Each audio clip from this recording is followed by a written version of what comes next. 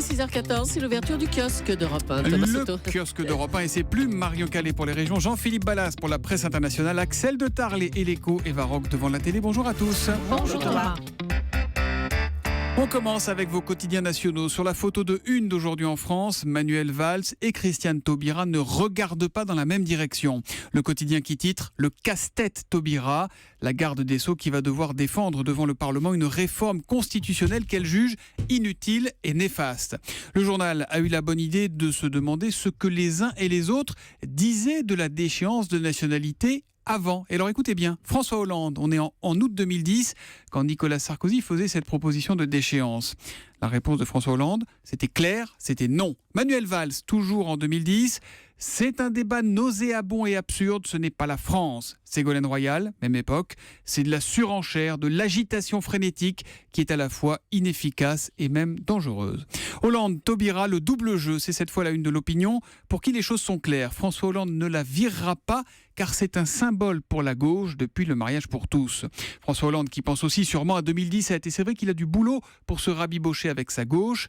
La preuve avec la une de Libération et cet appel pour une primaire à gauche, signé notamment par Yannick Jadot, Danny Cohn-Bendit, Romain Goupil, Philippe Torreton, Thomas Piketty, etc.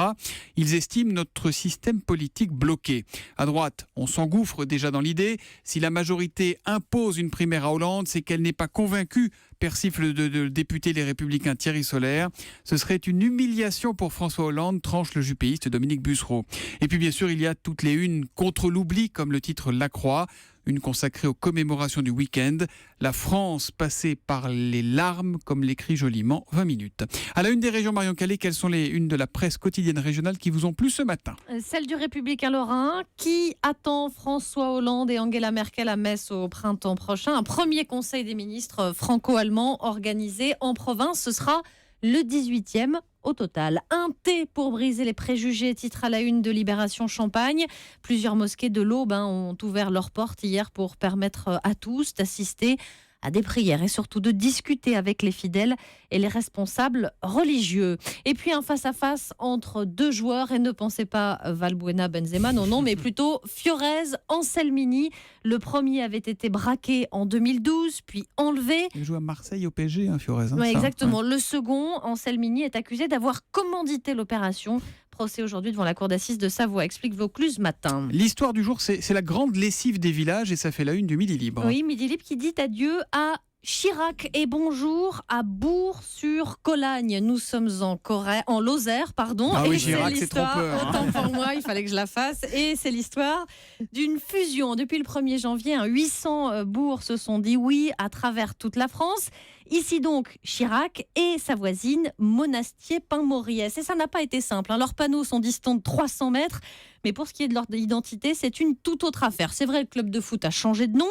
Mais pour le comité des fêtes, on n'en est pas encore là. La patronne du bar du coin le dit, chacun veut garder sa petite fête en même temps. C'est logique, explique-t-elle, il y aura toujours deux villages, oui, car s'ils fusionnent, ils garderont leurs panneaux. Que les touristes se rassurent, explique ainsi Midi Libre. Ils pourront dès lors continuer à prendre la pause pour la photo souvenir insolite.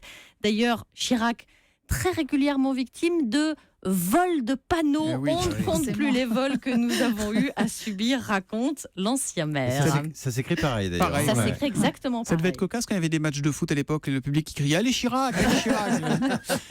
La presse internationale, Jean-Philippe Ballas, ce matin, le joli geste d'un pilote de ligne qui a fait demi-tour sur le tarmac pour une famille en détresse. Ouais, ça se passe aux États-Unis, une décision rarissime racontée par le site Metro News et la chaîne américaine ABC. Un geste que n'est pas près d'oublier la famille Wibble-Short, un frère, deux sœurs et leur mère frappés par le deuil et qui se rendent aux obsèques du chef de famille Jay. À 56 ans, il vient de perdre son combat contre le cancer. La cérémonie doit se dérouler à Memphis, Tennessee. Les Wibble-Short décollent de Phoenix, Arizona, avec une escale prévue à Minneapolis. Une escale où leur avion atterrit avec beaucoup de retard. La famille court pour attraper la correspondance, trop tard. Lorsqu'elle arrive en salle d'embarquement, les portes sont closes depuis quelques minutes. C'était ma dernière chance de dire au revoir à mon père, raconte l'une des filles qui fond en larmes. Le personnel de la compagnie essaie de trouver une solution, un autre vol, en vain. Mais pendant ce temps, le fils de la famille et sa mère agitent les bras derrière la baie vitrée en direction de l'appareil qui s'éloigne. Et dans le cockpit, le commandant de bord finit par remarquer les gestes désespérés au loin de ce jeune homme qui semble le supplier de faire demi-tour. Et c'est ce qu'il va faire. L'équipage se renseigne et décide finalement de quitter la piste de décollage pour revenir à son point de départ. La famille a pu finalement embarquer et assister à la cérémonie. Alors l'équipage, évidemment, est salué par toute la presse américaine. Faut savoir malgré tout que le commandant de bord et son copilote ont pris un risque ce jour-là, celui d'être durement sanctionnés par leur compagnie en décidant délibérément de décoller en retard. On ne plaisante pas avec ça aux États-Unis. Mais la compagnie Delta Airlines, en l'occurrence, préfère aujourd'hui officiellement saluer ce geste d'humanité. Voici donc dans la presse américaine ce matin. Axel de Tarlé. Il y en a qui se réjouissent des bonnes nouvelles. Eurotunnel qui surfe sur les mauvaises nouvelles. Interview de son PDG Jacques Gounon, c'est dans le Financial Times. Et oui, plus ça va mal, plus ça va bien pour Eurotunnel. Son PDG en est un peu désolé, mais c'est vrai que les derniers... Alors, avec la crainte du terrorisme, c'est vrai que les Britanniques prennent moins l'avion. Du coup, que font-ils ? Eh bien, ils favorisent les voyages de proximité dans le nord de la France ou en Belgique, etc. Et du coup, ils prennent leur voiture, enfin, ils vont sur le continent avec Eurotunnel. Vous savez, c'est la navette, on met sa voiture dans le train. Et donc, alors les chiffres seront publiés la semaine prochaine. Il n'a pas voulu les donner, le patron d'Eurotunnel, mais il dit qu'ils seront parmi les meilleurs du groupe. Autre événement qui est généralement présenté de façon négative, c'est le Brexit, la sortie de la Grande-Bretagne de l'Union européenne. Il pourrait y avoir un référendum en juin. Et bien là aussi, le patron d'Eurotunnel se réjouit parce qu'il dit avec le Brexit, on va probablement avoir le retour du duty free. C'est-à-dire des Britanniques qui vont venir exprès en France pour acheter de l'alcool en détaxé. Bref, vous voyez, il en est désolé, mais ça va. Mais il est ça content. plane pour lui. Voilà. Oui, au point de vue des mauvaises nouvelles aussi, il y avait souvent ces attaques des migrants, en tout cas des migrants Voilà. qui prenaient d'assaut Alors, le il en tunnel parle- sous la Manche. C'en est où ça ? Il en parle, il dit que ça va mieux grâce à... Il y a plus de police française, il y a aussi une nouvelle barrière côté britannique. Alors, les migrants sont toujours là, leur situation reste désespérée. Mais enfin, le patron d'Eurotunnel, vous savez qu'Eurotunnel est bénéficiaire depuis 2011.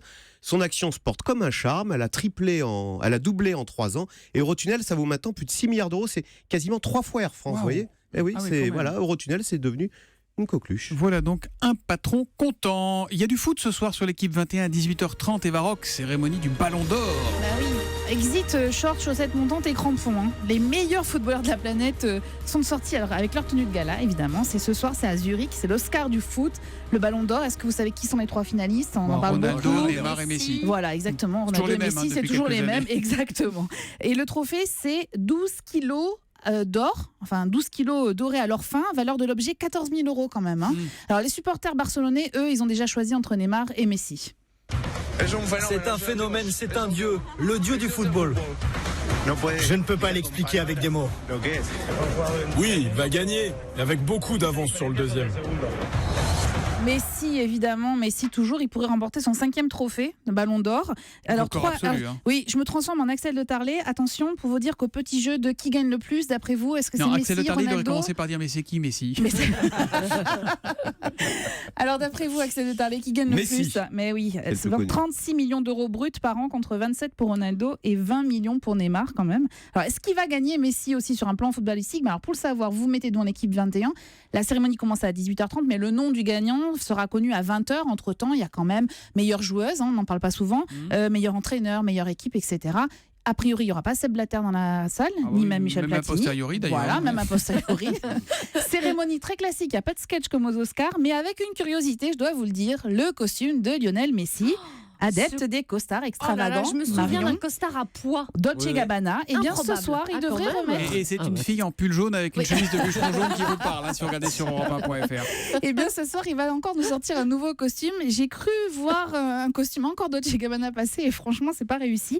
Alors je voulais juste vous demander, vous votez pour qui, Axel? Messi. Ah, Messi, tout le monde. Et Zidane. vous? Ouais, j'en étais sûre. Moi j'ai toujours voté Zidane. Ah, il a réussi son entrée en tout cas en Ouais, tant ou qu'entraîneur. Federer. Vous avez Vous vu avez vu qu'il a perdu une finale? Il est bien parce qu'il monte doucement en gamme. Federer. Il perd au début de la saison. C'est quand même Ah, dingue il qu'il y a arrive à l'Open parler de d'Australie, C'est bien Federer. complètement hors quand on sujet. parle de- C'est complètement hors sujet. N'importe Cérémonie quoi. du Ballon d'Or, l'équipe 21. C'est à partir de 18h30 sur l'équipe 21. Je l'ai déjà dit, c'est sur l'équipe 21. Rideau sur le kiosque, l'équipe 21. Europe 1, il est 6h23. Et nous sommes le lundi 11 janvier 2016. Un autre 11 janvier a marqué l'histoire ce jour où le France quitta pour la première fois le port du Havre. Aujourd'hui dans l'histoire arrive sur Europe. 6h, 9h sur Europe 1. Thomas Soto.